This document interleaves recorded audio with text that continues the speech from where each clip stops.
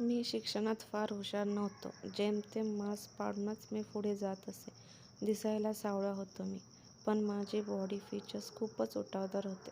सरळ नाक, काळेभोर डोळे, पिळदार स्नायू, धिप्पाड देह आणि अगदी मोजून मापून असलेले शरीर यामुळे मी पंचक्रोशीत खूपच फेमस होतो. त्यातच मला स्टंट करायची खूप जास्त आवड होती. कुठे उड्या मार, झाडाला उलट लटक, इकडून तिकडे उड्या मार असे एक ना अनेक प्रकार मी करत असे. पण जेव्हा कॉलेज संपले तेव्हा मला समजले की याचा मला काहीच उपयोग होईल असे दिसत नाही. कारण मला कोणीच नोकरी देईना झाले होते. त्यामुळे मी निराशा होऊन गेलो होतो.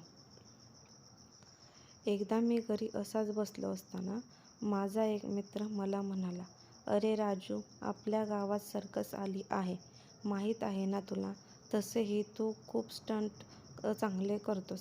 मला असे वाटते की तू एकदा तिथे जॉब मिळतो का ते बघावेस.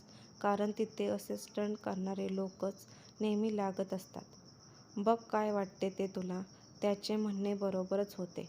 मी लगेच तिकडे गेलो आणि त्या सर्कसच्या मालकाला भेटलो.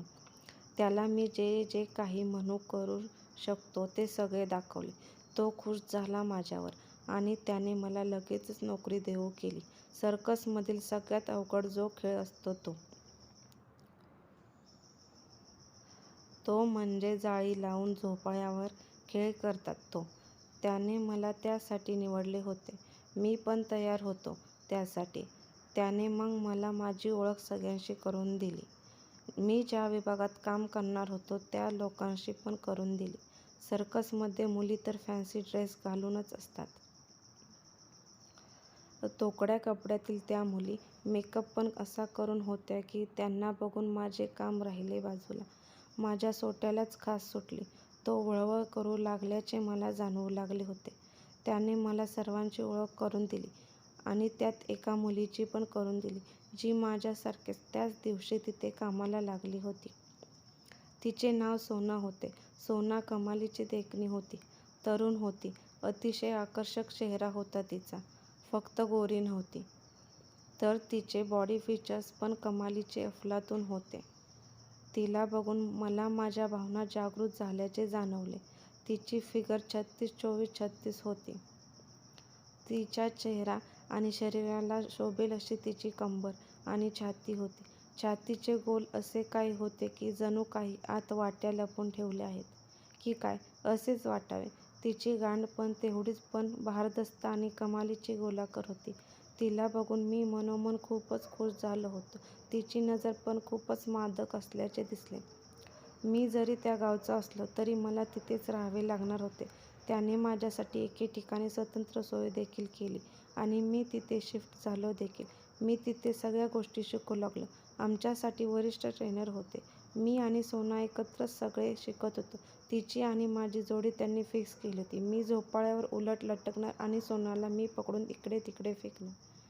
तिला दुसऱ्यांनी फेकताच पकडणार वगैरे असे सगळे आम्हाला सांगितले आणि शिकवण्यास सुरुवात केली. आमचे ट्रेनिंग चालू होताच माझी आणि तिची चांगलीच ओळख झाली. आम्ही जेव्हा प्रॅक्टिस करत असे तेव्हा माझ्या आणि तिच्या शरीराचा एकमेकांना स्पर्श होत असे. त्यातून मला माझ्या भावना कमालीच्या तीव्र झाल्याचे जाणवले. ती कशी पण उडी मारत असे आणि माझे काम तिला घट्ट पकडणे होते. त्यामुळे तिला मी कधी कधी असे काही पकडत असे की माझा हात तिच्या छातीला लागत असे. सुरुवातीस ती थोडी अवघडल्यासारखी झाली, पण नंतर तिला पण माझा तो स्पर्श आवडू लागला होता. त्यामुळे ती पण थोडीशी खुलली आणि माझ्याशी जवळ करू लागली. शेवटी किती जरी केले तरी ती देखील एक वयात आलेली तरुणी होती. तिला पण तिच्या गरजा होत्या आणि जेव्हा गरज नैसर्गिक असते तेव्हा तर काही विचार करू नका. त्या पूर्ण करण्यासाठी माणूस काहीही करू शकतो. दिवस जातील तसे मी आणि ती खूपच जवळ येऊ लागलो होतो.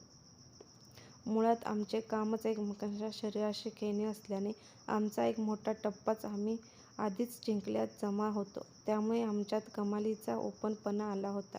आम्ही प्रॅक्टिस करताना ती एन्जॉय करू लागलो.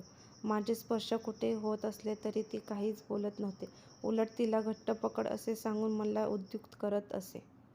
ट्रेनर गेले तरी आमची प्रॅक्टिस चालूच असे. मी आणि ती त्या नेटमध्ये जमेल तितका वेळ प्रॅक्टिस करत असेच. त्या दिवशी असेच आम्ही प्रॅक्टिस करत होतो. नेटमध्ये दुसरे कोणीच नव्हते. तिने नेट उडी मारी. तिने मला तिला पकडण्यास सांगितले. माझे काही तिच्याकडे लक्ष नव्हते. तिने अचानक मला हाक मारल्याने मी कन्फ्यूज झालो आणि तिला पकडायला धावलो. तिला मी असे काही पकडले की माझा हात पूर्णपणे तिच्या छातीवर गेला होता आणि मी तिची छाती दाबत होतो. हे कमी काय म्हणून मी तिला घेऊन खाली नेटमध्ये पडलो. ती माझ्या खाली आणि मी तिच्यावर. त्यातच आमचे होठ एकमेकांच्या होठात मिसळले गेले. त्यामुळे आम्ही अचानक झालेल्या या प्रकाराने सुरुवातीस थोडे अवघडल्यासारखे झाले. मग लगेच भानावर आलो. पण तरीही तिने तिचे तोंड काही मागे घेतले नाही. ते बघून मी पण तिला एक दिले. ती काही बोलली नाही. तिला घेऊन मी लगेच नेटमधून बाहेर पडलो आणि रूममध्ये गेलो. आत जाताच मी रूमचे दार लावले आणि तिला माझ्याजवळ ओढले. तिच्या कमनीय देहाकडे मी निरखून बघू लागलो. तिचा तो मदमस्त देह मला खुणावत होता त्याला उपभोगण्यासाठी. असा विचार करतच मी माझे तोंड तिच्या तोंडात दिले आणि आम्ही एकमेकांवर चुंबनाचा वर्षाव सुरू केला. तिचे ते नाजूक गुलाबी होठ मी चोखून लाल चुटूक केले.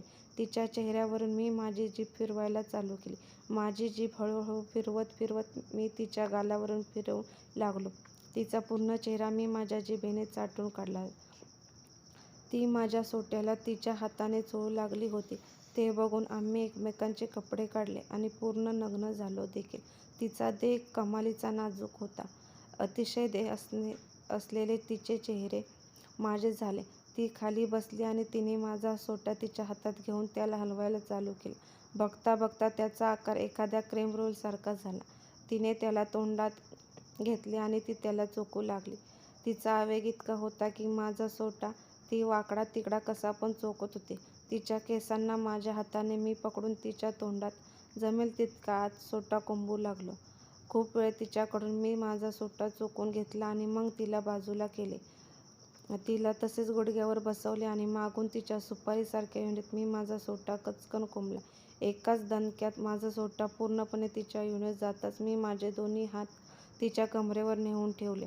जोरजोरात ठोकू लागलो. काच काच करत तिच्या योनीच्या मी चिंध्या करत होतो. तिचे खाली लोंबत असलेले उरोज माझ्या हाताने पकडून दाबत होतो. तिला मग मी सरळ पाठीवर झोपवले आणि तिचे दोन्ही पाय फाकून पुन्हा एकदा तिच्या योनीत मी माझा सोटा कचकन कोंबला.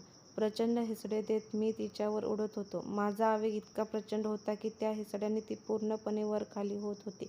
खूप वेळ अखेर तिला ठोकून झाले आणि मग मी माझे सगळे वीर्य तिच्या योनीत सोडले आणि मग